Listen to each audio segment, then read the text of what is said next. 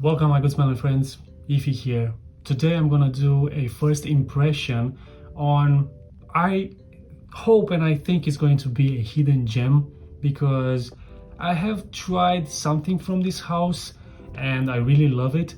I think this house has a lot of potential, especially considering the Oriental fragrances. The house I'm talking about is the house of Jesus del Pozo, and the coincidence makes that you know how much I love the house of Loewe, which is also a Spanish house. So I recently found out that the house of Jesus del Pozo is also Spanish. I obviously knew that it's not a French house because of the name Jesus, but I didn't know it's Spanish. So I'm starting to appreciate more and more, giving more respect toward the Spanish fragrance houses. The house of Jesus del Pozo is mainly known from its Halloween line, which is their more mainstream, more commercial line. It consists of more modern, easier to digest fragrances, but where they really shine, where this house really shines, I think it's in their Oriental fragrances lines. And the fragrance I'm going to show you today is one from their Desert Flowers collection. The fragrance is Dhalia. Now, the bottle is gorgeous in my opinion. It looks really nice. It definitely represents an Oriental fragrance. It has a mix of notes which can be found on both men and women's fragrances. But today I'm not going to do a full review. I just want to do a first impression because I have high hopes from this fragrance and I hope it's not going to disappoint me.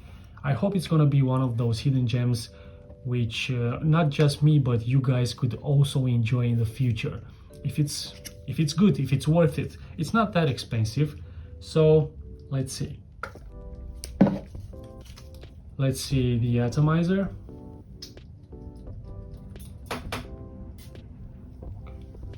It's a very good atomizer.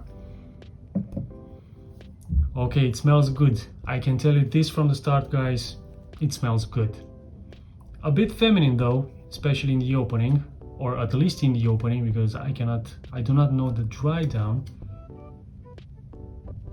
It's quite sweet actually. I think the tuberose is the most prominent note so far.